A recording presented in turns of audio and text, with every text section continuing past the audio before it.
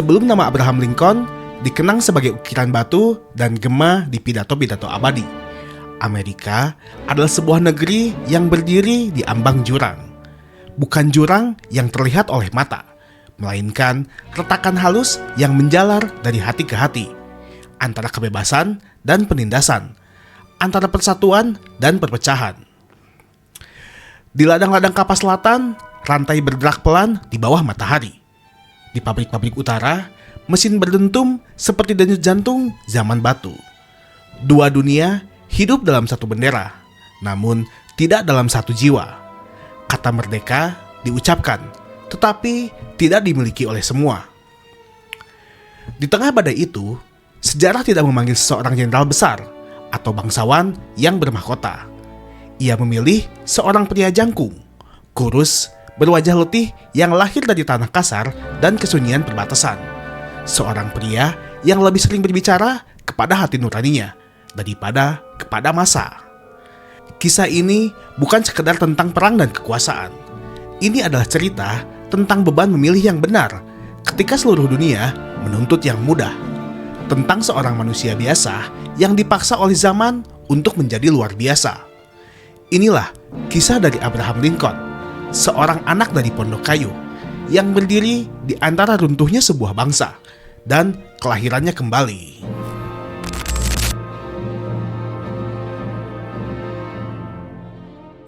Halo teman-teman, selamat datang kembali di channel saya.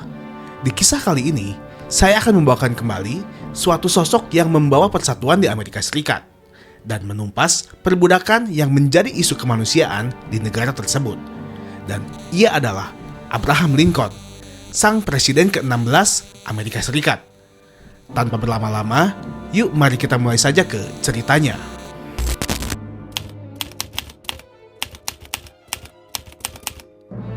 Angin musim dingin di Kentucky pada tahun 1809 berhembus tajam memukul dinding pondok kayu yang berdiri rapuh di tengah hutan.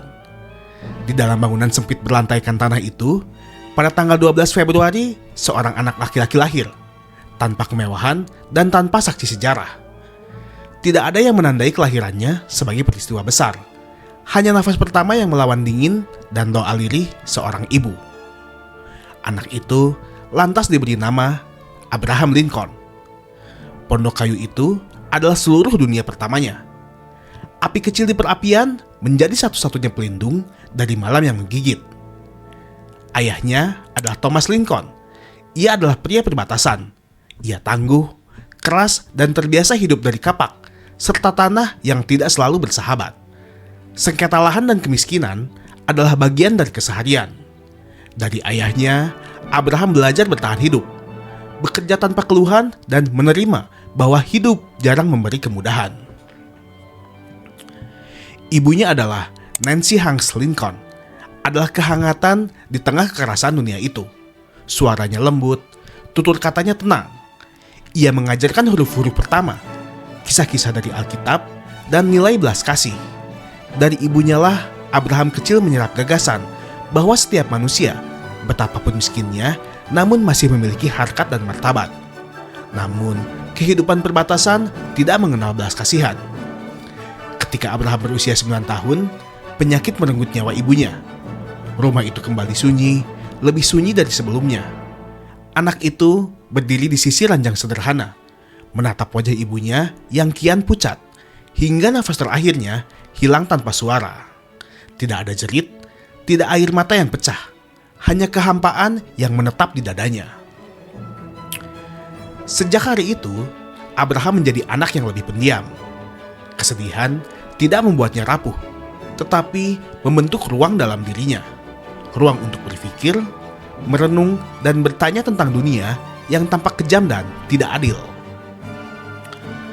Keluarga Lincoln kemudian memutuskan untuk pindah ke Indiana, membuka lahan baru di tengah hutan, untuk memulai kembali hidup dari nol.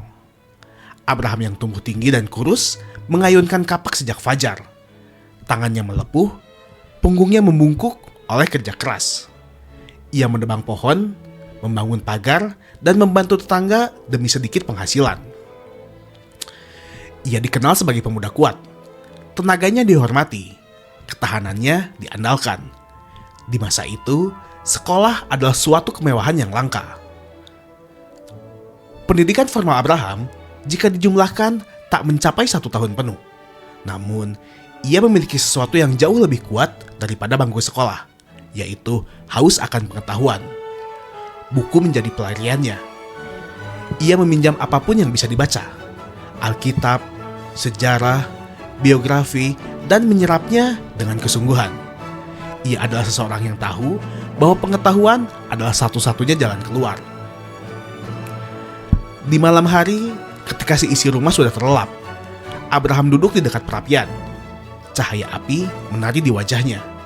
Ia membaca berulang-ulang, menghafal kalimat, dan merenungkan makna. Kata-kata menumbuhkan dunia baru dalam pikirannya. Dunia tentang hukum, keadilan, dan tanggung jawab manusia terhadap sesamanya. Kehidupan kembali memberinya secerca cahaya ketika ayahnya menikah lagi. Sarah Bush Johnson, ibu tirinya, membawa kehangatan dan pengertian. Ia melihat kecerdasan Abraham dan melindunginya. Biarkan anak ini membaca, katanya suatu hari.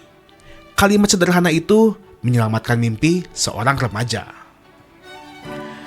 Masa remaja Abraham berlalu di antara kerja keras dan kesunyian batin. Ia sering menjadi penengah dalam perselisihan. Orang-orang mempercayainya karena kejujurannya. Ia mendengarkan lebih banyak daripada berbicara. Dan ketika berbicara, kata-katanya menenangkan.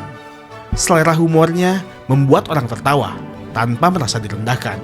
Namun, ada bayangan yang terus mengikuti pikirannya. Dalam suatu perjalanan menyusuri sungai Ohio, Abraham muda menyaksikan manusia-manusia berkulit hitam dirantai dan dikawal seperti barang dagangan. Wajah mereka kosong, tetapi mata mereka menyimpan penderitaan yang tak terucap. Ia tidak bersuara, tetapi pemandangan itu tertanam dalam-dalam, menjadi luka sunyi yang suatu hari akan menuntut jawaban. Ia tidak bermimpi tentang kekuasaan atau kekayaan. Yang ia rasakan hanyalah dorongan kuat untuk keluar dari batasan hidupnya, untuk mencari dunia yang lebih luas dan jika mungkin lebih adil. Ketika usianya mendekati 20 tahun, Abraham Lincoln berdiri di ambang perubahan. Pondok kayu, hutan dan ladang telah membentuk tubuhnya. Kehilangan, buku, dan perenungan telah membentuk jiwanya. Ia belum tahu kemana takdir akan membawanya. Namun, dari kesunyian perbatasan itu, perlahan lahir seorang pemuda yang tidak ditakdirkan untuk tinggal diam. Sebuah sejarah tanpa ia sadari telah mulai memperhatikannya.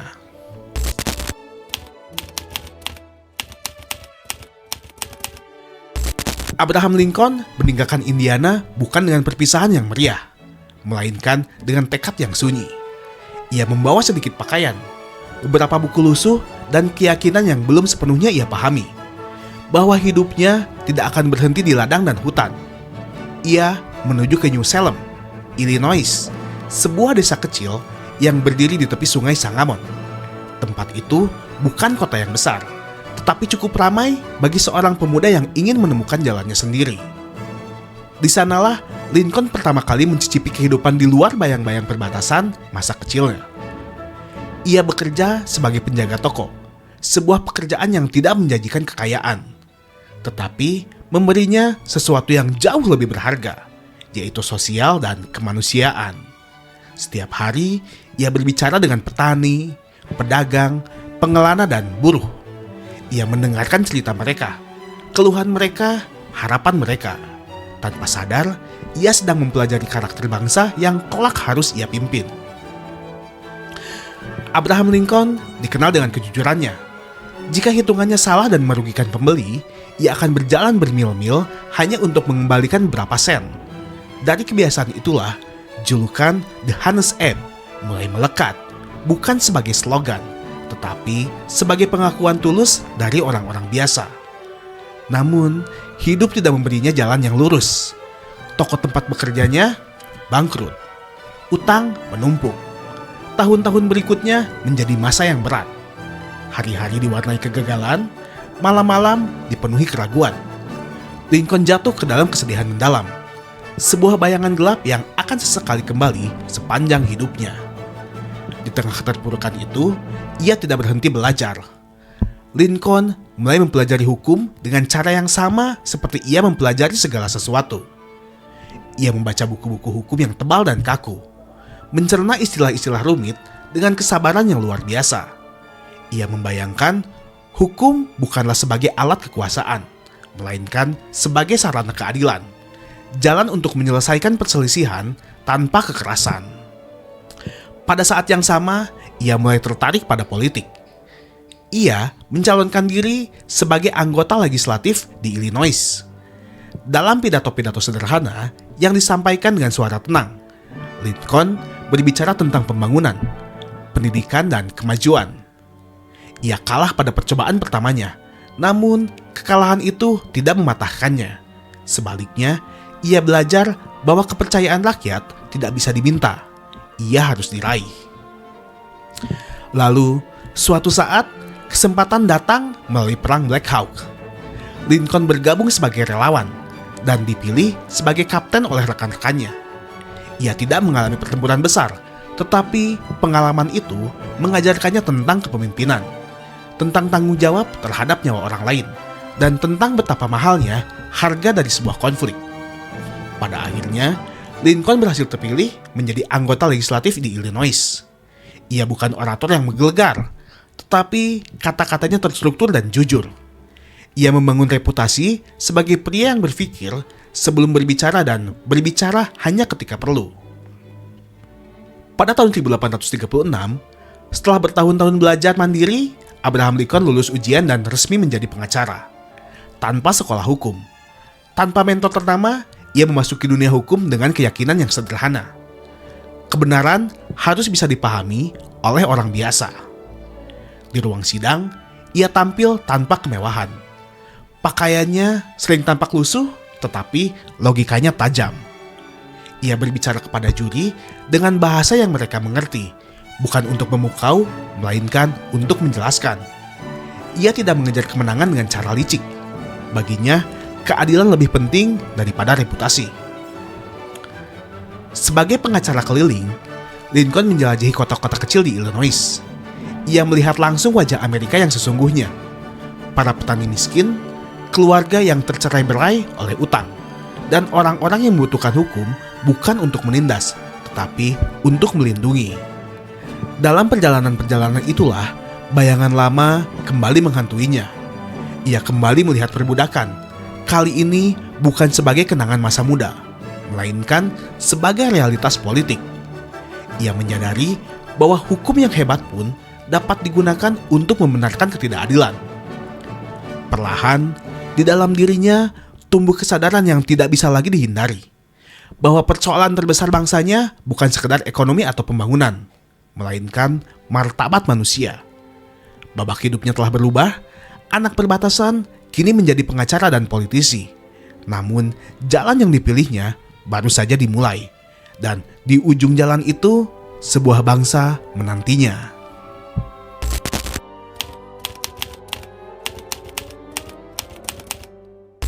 Amerika pada pertengahan abad ke-19 bukanlah satu bangsa yang tenang. Ia adalah sebuah rumah yang besar dengan fondasi yang retak, dan setiap langkah terasa seperti memperlebar celah itu. Perbudakan yang selama bertahun-tahun ditoleransi demi keseimbangan politik, kini menjadi api yang tak lagi bisa disembunyikan di balik abu kompromi. Abraham Lincoln merasakan perubahan itu bahkan sebelum ia sepenuhnya memahaminya. Sebagai pengacara dan politisi di Illinois, ia menyaksikan bagaimana hukum seringkali dipelintir untuk melindungi kepentingan, bukan keadilan. Setiap undang-undang baru tentang wilayah dan perbudakan terasa seperti pertanyaan moral yang menunggu jawaban. Ketika Undang-Undang Kansas-Nebraska disahkan pada tahun 1854, undang-undang itu memberi hak kepada wilayah baru untuk memilih sendiri apakah mereka akan mengizinkan perbudakan. Lincoln merasa ada sesuatu yang runtuh di dalam dirinya. Kompromi itu baginya bukanlah solusi, melainkan penyerahan prinsip. Ia kembali ke politik dengan semangat yang tidak lagi ragu. Pidato-pidatonya kini lebih tajam dan berani. Ia tidak menyerang dengan kemarahan, melainkan dengan logika dan nurani. Ia berkata bahwa perbudakan mungkin telah ada sejak lama, tetapi tidak pernah dimaksudkan untuk meluas. Kata-katanya tidak menggelegar, namun mengendap, membuat orang berpikir dan sebagian merasa tidak nyaman. Titik balik datang pada tahun 1858 ketika ia menantang Stephen Douglas, senator berpengaruh dan orator ulung, dalam pemilihan Senat Amerika Serikat. Debat-debat mereka menjadi tontonan nasional, bukan karena kemewahan panggung, melainkan karena pertarungan gagasan yang menentukan masa depan bangsa. Di hadapan kerumunan yang terpecah, Lincoln mengucapkan kalimat yang akan dikenang sejarah. Sebuah rumah yang terbelah tidak dapat berdiri. Ia tidak bermaksud bahwa Amerika akan hancur seketika, tetapi ia menegaskan bahwa bangsa itu tidak bisa selamanya setengah bebas dan setengah terbelenggu. Kata-kata itu seperti palu, menghantam fondasi kenyamanan lama. Douglas menyerang dengan retorika dan keluasan politik. Ia menuduh Lincoln sebagai pemimpin yang berbahaya, sebagai ancaman bagi persatuan. Namun, Lincoln berdiri tegak, kurus dan canggung, menjawab bukan dengan kemarahan, melainkan dengan keteguhan. Ia berbicara tentang konstitusi, tentang niat para pendiri bangsa, tentang masa depan yang akan menilai pilihan generasi ini. Debat-debat itu tidak memberinya kemenangan langsung. Lincoln kalah dalam pemilihan Senat. Namun, kekalahan itu justru membuka pintu yang lebih besar. Surat kabar mencetak kata-katanya. Orang-orang di utara mulai menyebut namanya. Ia tidak lagi sekedar politisi daerah. Ia menjadi suara moral dalam percakapan nasional. Pada tahun 1860, Partai Republik yang masih muda mencari sosok yang mampu menyatukan beragam fraksi. Mereka menemukan Lincoln, bukan karena ia paling berpengalaman, melainkan karena ia yang paling dipercaya. Ia tidak ekstrim, namun tidak juga goyah. Ia berdiri di tengah badai, tidak bergerak ke kiri ataupun ke kanan. Pemilihan presiden menjadi medan pertempuran tanpa senjata. Ketika hasilnya diumumkan, Abraham Lincoln terpilih sebagai Presiden Amerika Serikat ke-16. Namun, kemenangan itu tidak disambut dengan sorak di seluruh negeri. Negeri-negeri bagian selatan melihatnya sebagai ancaman. Satu persatu, mereka memisahkan diri dari kesatuan. Bendera baru dikibarkan, kata perang mulai diucapkan dengan suara rendah, seperti doa yang ditakuti, namun tak terhindarkan. Lincoln berdiri di ambang tanggung jawab terbesar dalam hidupnya. Ia belum dilantik, tetapi negara sudah mulai terbelah. Ia tidak mewarisi perdamaian, melainkan krisis. Dalam kesunyian malam sebelum pelantikannya, ia merenung, bukan tentang kekuasaan, melainkan tentang beban yang akan ia pikul. Ia tidak ingin menjadi presiden perang, ia ingin menjadi presiden persatuan. Namun, sejarah jarang memberi pilihan ideal. Di hadapannya terbentang sebuah rumah besar yang retak, dan nasibnya kini terikat pada pertanyaan sederhana namun mengerikan. Dapatkah rumah itu diselamatkan?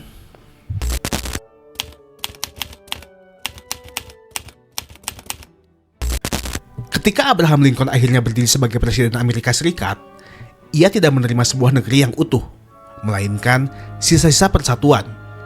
Gedung Putih terasa sunyi, namun di balik dindingnya, bayangan perang sudah bergerak. Kata-kata persatuan yang ia ucapkan dalam pidato pelantikannya tidak cukup untuk menahan arus sejarah yang telah lama mengalir menuju benturan. Pada April tahun 1861, tembakan pertama meletus di Fort Sumter. Tidak ada jalan kembali. Perang saudara Amerika dimulai, dan Lincoln, seorang pria yang membenci kekerasan, dipaksa menjadi presiden perang.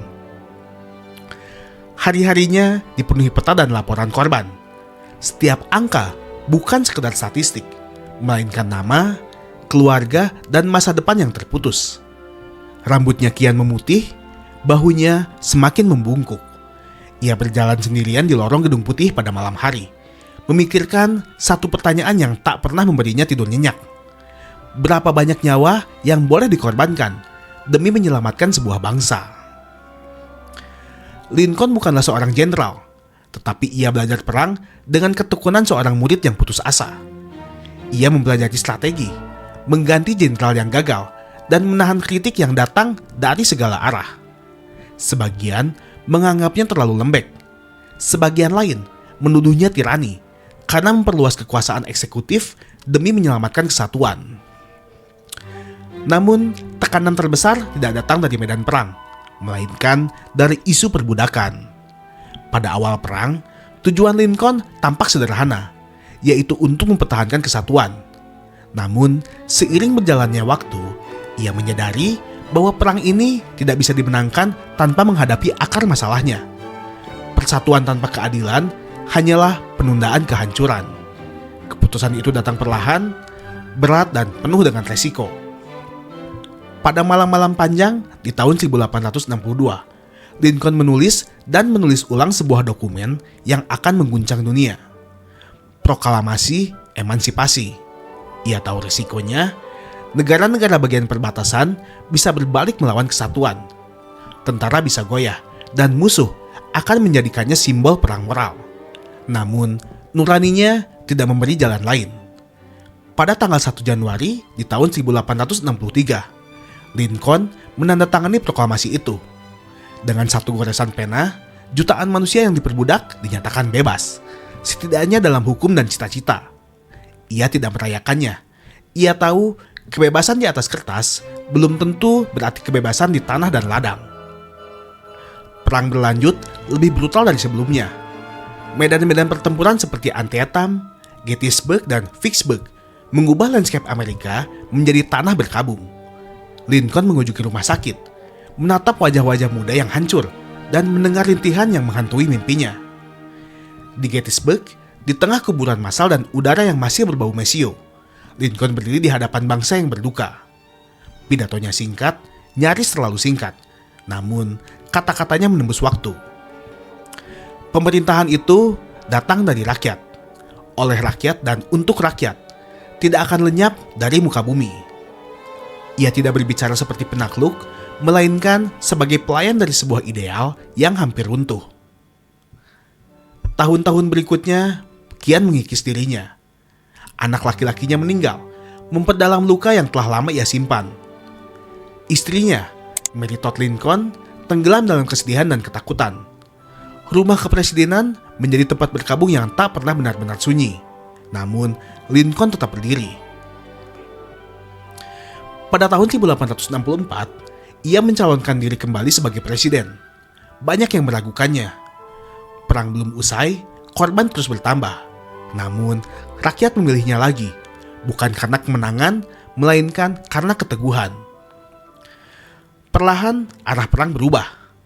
Jenderal Ulysses S. Grant menekan pasukan konfederasi tanpa henti. Kemenangan mulai terasa meski harganya mahal. Lincoln menatap masa depan dengan kelelahan, bukan dengan kemenangan. Ia tidak berbicara tentang balas dendam. Ia berbicara tentang rekonsiliasi, tentang menyembuhkan negeri yang terluka. Namun, sebelum luka itu sempat dirawat, takdir telah menyiapkan akhir yang tragis.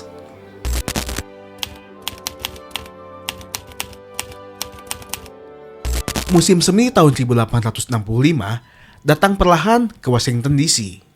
Seolah alam sendiri ragu untuk merayakan akhir dari penderitaan panjang. Bunga-bunga mulai bermekaran, tetapi negeri itu masih berbalut duka. Perang saudara telah berakhir, konfederasi menyerah, dan persatuan yang hampir runtuh akhirnya bertahan. Abraham Lincoln menyambut kemenangan tanpa sorak. Tidak ada kegembiraan berlebihan di wajahnya, hanya kelelahan yang mendalam. Seperti seseorang yang telah berjalan terlalu jauh sambil memikul beban yang terlalu berat. Ia tahu bahwa perang bisa dimenangkan dengan senjata, tetapi perdamaian hanya bisa dimenangkan dengan hati. Dalam pidato pelantikannya yang kedua, Lincoln berbicara bukan tentang kemenangan, melainkan tentang pengampunan, tanpa kebencian terhadap siapapun, dengan kasih bagi semua. Kata-kata itu bukan retorika. Ia sungguh percaya bahwa bangsa yang terluka hanya dapat disembuhkan dengan keadilan dan belas kasih. Ia tidak ingin menghukum selatan. Ia tidak ingin mempermalukan yang kalah. Ia hanya ingin membangun kembali, bukan hanya kota dan ladang, tetapi kepercayaan. Ia mulai membayangkan masa depan tanpa perbudakan. Amandemen ke-13 telah disahkan, menghapus perbudakan secara resmi. Namun, Lincoln tahu hukum hanyalah awal. Perjuangan sesungguhnya, kesetaraan, pendidikan, dan penerimaan baru saja dimulai. Takdir, bagaimanapun itu, tidak memberinya waktu. Pada malam di tanggal 14 April di tahun 1865, Lincoln menghadiri pertunjukan di Teater Ford. Untuk pertama kalinya, setelah bertahun-tahun, ia tampak lebih ringan, lebih rileks. Perang telah usai. Malam itu seharusnya menjadi jeda kecil sebelum tugas besar berikutnya. Namun, sejarah bergerak tanpa belas kasihan. Sebuah tembakan memecah tawa. Dalam sekejap, presiden yang menyelamatkan persatuan terjatuh. Bukan di medan perang, melainkan di kursi teater. Abraham Lincoln menghembuskan nafas terakhirnya keesokan paginya di tanggal 15 April di tahun 1865. Amerika pun terdiam. Berita kematiannya menyebar seperti kabut duka. Kota-kota berhenti bergerak. Gereja berdentang pelan. Orang-orang berkumpul di jalanan. Banyak yang menangis tanpa kata. Mereka tidak hanya kehilangan seorang presiden. Mereka kehilangan hati nurani bangsa. Kereta jenazah Lincoln melintasi negara yang pernah terbelah. Di setiap kota, orang-orang berdiri dalam diam. Mantan budak, tentara, ibu, dan anak-anak menundukkan kepala. Tidak ada pidato yang mampu menandingi keheningan itu. Abraham Lincoln dimakamkan, tetapi kisahnya tidak pernah benar-benar berakhir. Ia bukan jenderal terhebat, bukan orator yang paling lantang, bukan pula politisi paling licik. Ia adalah seorang manusia biasa yang dipaksa oleh zaman untuk membuat pilihan-pilihan luar biasa dan memilih yang benar meski harus membayar dengan segalanya. Dari Pondok Kayu hingga Gedung Putih, dari kesunyian perbatasan hingga gema sejarah, Lincoln membuktikan bahwa kekuatan sejati lahir dari kejujuran, empati, dan keberanian moral. Bangsa itu hidup, perbudakan berakhir, persatuan bertahan, dan di atas segalanya, sebuah pesan tertinggal untuk generasi yang datang kemudian, bahwa demokrasi bukanlah hadiah, melainkan tanggung jawab yang harus dijaga, bahkan ketika harganya adalah hidup itu sendiri.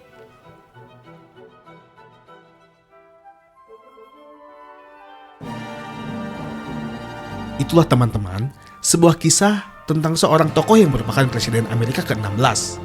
Ia dikenal sebagai sang penjaga kesatuan yang resmi menumpas perbudakan di Amerika Serikat, Abraham Lincoln. Jika kalian suka dengan video ini, kalian bisa bantu saya untuk like, subscribe, dan share video ini. Jangan lupa untuk tinggalkan komentar agar saya lebih semangat untuk membuat video selanjutnya. Saya ucapkan banyak terima kasih bagi kalian semua yang telah menonton video ini sampai akhir. Semoga kalian diberi rezeki yang berlimpah dan sehat selalu. Nah, jika kalian yang ingin support saya, kalian bisa cek link Sosiabas atau Saweria pada deskripsi video ini. Akhir kata, sampai jumpa kembali pada video selanjutnya dan salam sejahtera bagi kalian semua dimanapun berada.